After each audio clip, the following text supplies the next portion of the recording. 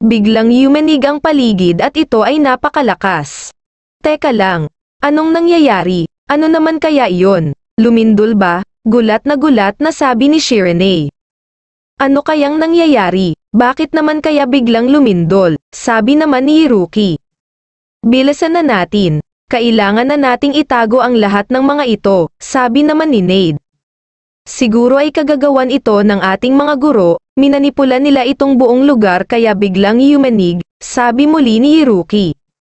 Kung ganoon, ano ang ating dapat gawin? Tanong ni Shiranae. Sa ngayon, tayo muna ay maupo at maghintay sa mga susunod na mangyayari, sabi naman ni Nade. Ang may kagagawan pala ng pagyanig na iyon ay si Teacher Seina. Siya ay magsasagawa ng isang sorpresang pagsisiyasat sa research lab na kinaroroonan ni Shiranae. Ang pagsisiyasat niya sa mga silid na kanyang pupuntahan ay umaabot ng 3 minuto at ito ay sapat na oras na upang maitago ang mga ebidensya. May paparating na guro pero bakit hindi natin sila babatiin, sabi ni Shiranae at siya ay pilit na pinapaupo ni Nade at Hiruki. Manahimik ka. Umarte ka lamang ng normal na para bang walang nangyari, sabi ni Nade. Kung mapapansin nila na tila may mali, siguradong hindi ito magtatapos sa isang simpleng pagsisiyasat lamang, sabi naman ni Hiruki. Ang lugar na ito ay ating teritoryo. Kung ipapahalata mo na natatakot ka, siguradong ito na ang ating magiging katapusan, sabi naman ni Nade kay Shiranae. Okay sige. Sagot ni Shiranae, agad na bumukas ang pinto ng silid na kinaroroonan ni Shiranae at ang bumungad sa kanila ay si Teacher Seina. Pagbukas ni Teacher Seina ng pinto ay nadatnan niya si Shiranae na tahimik lamang na nakaupo at seryosong-seryoso. Naisip naman ni Teacher Seina na bago pa man mahuli ang lahat, kinakailangan na niyang buwagin ang Science of Supernatural Spirit Research Group. Nagpatuloy na pumasok si Teacher Seina sa silid at siya ay umupo din. Hindi ninyo man lang bababatiin ang inyong guro, sabi ni Teacher Seina.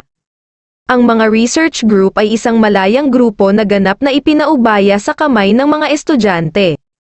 Kahit bilang mga instruktor, tradisyon na sundin ang tamang pamamaraan para maihatid ang mga opinyon ng bawat isa.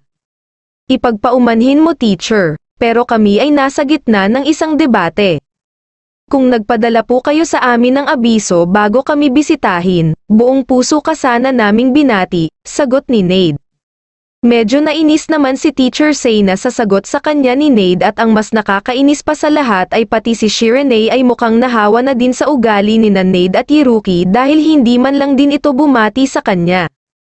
Nakaramdam naman ng matinding hiya si Shiranae kay Teacher Seina dahil hindi man lamang niya ito magawang natiin at wala siyang ibang magawa kundi ang umupo at manahimik na lamang. Kahit ano paman, dahil may dumating na panauhin, hindi ba dapat ay naglalabas kayo ng tsaa, sabi ni Teacher Seina. May sapat ka bang tiwala sa amin para inumin ang tsaa na ibibigay namin sa iyo, sabi naman ni Nade. Si Shiranae naman ay mas lalong nakaramdam ng hiya dahil sa sinabi ni Nade. Kung gayon, sasabihin ko na sa inyo ang dahilan kung bakit ako ay nagpunta dito bago pa man ako umalis. Hihilingin ko sana sa inyo na kung maaari ay ibalik at lisanin na ninyo itong research group lab na ito, sabi muli ni Teacher Seina. Sabay-sabay namang nagulat sina Shiranae, Hiruki at Nade sa sinabi sa kanila ni Teacher Seina. Ibabalik namin itong research lab, bakit naman po biglaan at ano po ang dahilan, tanong ni Nade. Tiningnan ko ang iyong mga talaan at magiging mas mahirap sa inyo na makahanap ng mga dahilan upang hindi ipasara at ipatigil ang iyong research group.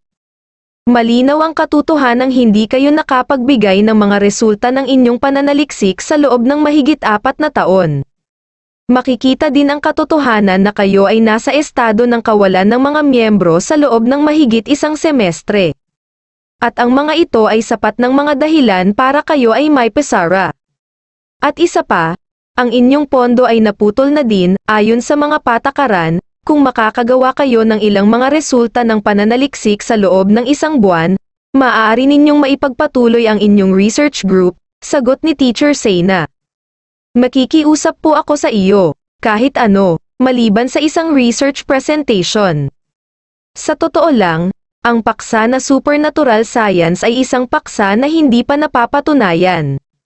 Talaga bang handa kayong ipasara ang research group na tanging handang suriin ang Magic Society na labis na nahuhumaling sa agham at loika? Pakiusap.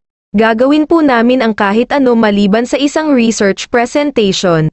Pakiusap ni Nate kay Teacher Sena at ito ay halos lumuhad na dahil sa pagmamakaawa nito kay Teacher Sena na huwag nang alisin at ipasara ang kanilang research group. Kung talagang yan ang nais mo, mayroon akong ibang kondisyon, sagot ni Teacher Sena. Opo, sige po, gagawin ko po lahat, sabi muli ni Nate. Ito ay ang pag-alis ni Shiranae sa inyong grupo, seryosong sabi ni Teacher Sena. Bakit naman po, sabi ni Nate at nagulat din sina Shiranae at Hiruki sa sinabi ni Teacher Sena. Alam ba ninyo na ang immortal function ay isang malaking isyo na lampas na sa kung ano ang kayang pamahalaan ng eskwelahan? Masyadong mapanganib para kay Shiranae na gawin ito at maaari siyang mawala na ng tuluyan, paliwanag ni Teacher Sena. Alam ko po na delikado ang immortal function at hinding-hindi ko na ulit gagawin ito. Sabi ni Shiranae kay Teacher Ethela. Hindi lamang iyan. Pagkatapos ng immortal function, sumusunod naman ang tunay na problema at ito ay ang overflow, sabi ni Teacher Sena. Ano naman po yung overflow? Tanong ni Shiranae kay Teacher Sena. Sabihin na lamang natin na ito ay parang isang sakit na nakukuha ng mga henyo at ito ay ang tinatawag na disease geniuses contract.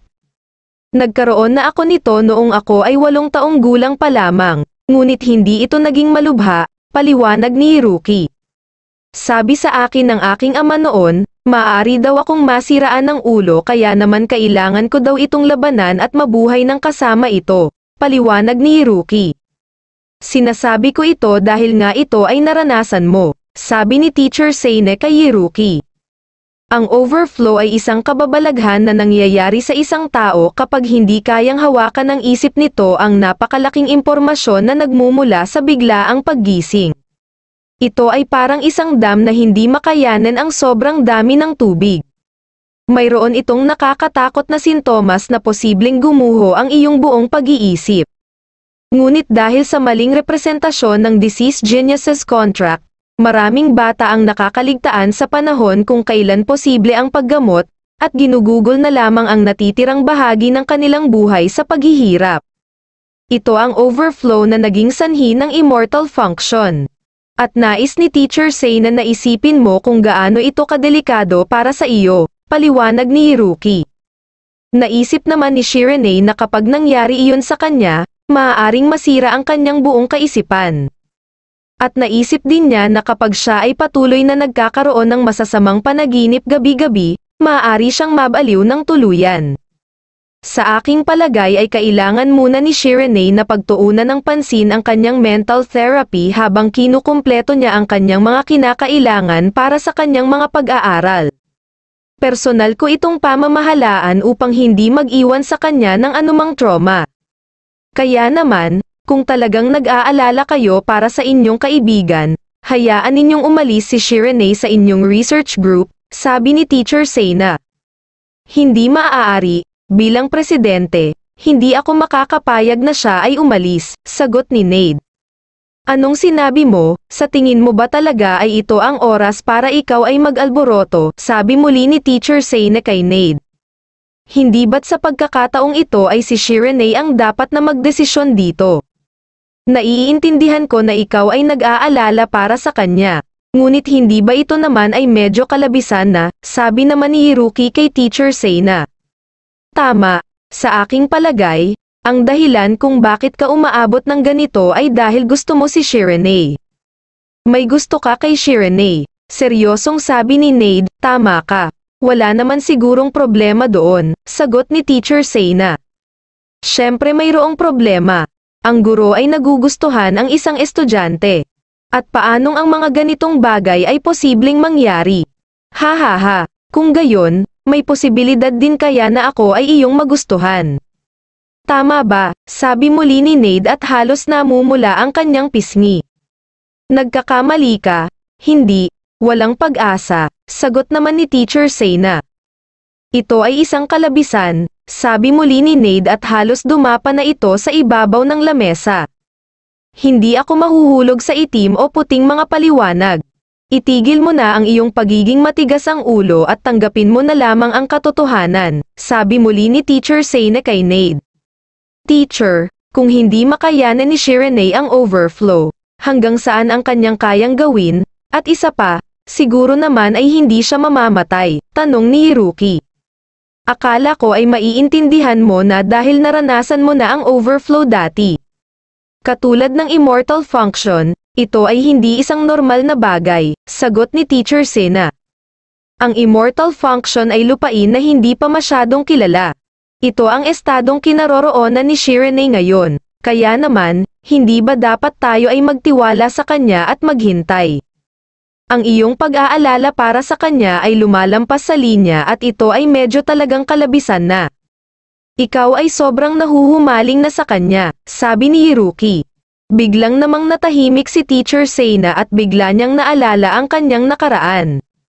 Sa aking palagay, ako po ang dapat na magdesisyon, sabi naman ni Shiranae. Pero Shiranae, sabi ni Teacher Sena at bakas sa kanyang mukha ang pag-aalala para kay Shiranae. Sa totoo lang po, natatakot din ako, katulad nga ng nabanggit mo, may mga pagkakataong naisip kong mababaliw na talaga ako.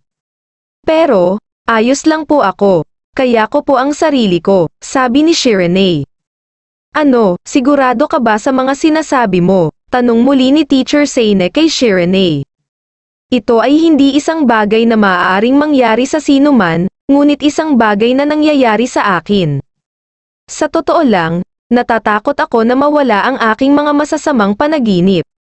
Kapag nawala na ng mga ito, hindi ko na mahahanap ang mga sikretong nananatiling nakatago sa loob ko. Kung ito ay isang tanong na natatangi sa akin, gusto kong mahanap ang kasagutan. Hindi ko gustong tumakas, ngunit sa halip ay gusto kong mapagtagumpayan ang mga ito, seryosong sabi ni Shiranae. Biglang may naalalang isang tao si Teacher Sena mula sa kanyang nakaraan na halos katulad ni Shiranae. Naiintindihan ko, igagalang ko ang opinyon ni Shiranae. At hindi ko na muli pang pipilitin na umalis si Shiranae sa inyong research group, sabi muli ni Teacher Sena. Natuwa naman sina Shiranae sa naging desisyon ni Teacher Sena. Babalik na tayo sa orihinal na kondisyon, at ipakita ninyo ang magiging resulta ng inyong pananaliksik sa susunod na buwan, masayang sabi ni Teacher Sena at ito ay nagpaalam na. Nagtungo sina Shiranae sa labas ng eskwelahan, at ng mga panahong iyon, si Nade ay halos lutang na lutang pa din. Ano ang gagawin natin? Kailangan nating gumawa ng research group presentation sa loob ng isang buwan. Wala ba tayong mga talaan ng mga presentasyon mula sa nakaraang research group, sabi ni Shiranae. Sa pagkakaalam ko, hindi pa nagkaroon ng research group presentation ang Science of Supernatural Spirit Research Group. Kung makakagawa tayo ng research group presentation, ang Science of Supernatural Spirit Research Group ay maaaring maitala sa ating science textbooks, dahil walang paraan upang patunayan ang pagkakaroon ng kaluluwa, sagot ni Hiruki. Patawarin mo ako dating presidente. Ang research group ay magtatapos sa aming henerasyon, sabi ni Nade habang ito ay wala pa din sa kanyang sarili. Nade, ano bang nangyayari sa iyo? Hindi pa ito ang oras para magsabi ng ganyan. Mag-focus ka nga, sabi ni Shiranae kay Nade. Sandali, napakaganda naman ng babaeng iyon, biglang sabi ni Hiruki. Nasaan, sabi ni Nade at agad na bumalik ang kanyang kamalayan nang marinig niya ang sinabi ni Hiruki. Ang babaeng tinutukoy pala ni Hiruki ay si Teacher Sena. Wow! Sino kaya siya? Siguro ay isa siya sa mga taga-advance class, sabi muli ni Nade. Hiruki, kabisado mo ba ang mukha ng lahat ng babae mula sa advance class? Tanong naman ni Shiranae. Hindi ko siya nakikita sa kasalukuyang advance class. Baka naman siya ay nakapagtapos na, sagot ni Hiruki. Nagulat si Shiranae nang tingnan niyang mabuti ang babaeng kanilang nakita at bigla niyang naisip at nakilala kung sino ang babaeng ito. Siya ay si Teacher Sena. Sigaw ni Shiranae, anong sinabi mo? Talaga ba? Bakit biglang nagbago ang kanyang itsura? Gulat na gulat sabi naman ni Nate. Aba Shiranae, marunong ka din naman palang tumingin sa mga babae, sabi naman ni Hiruki.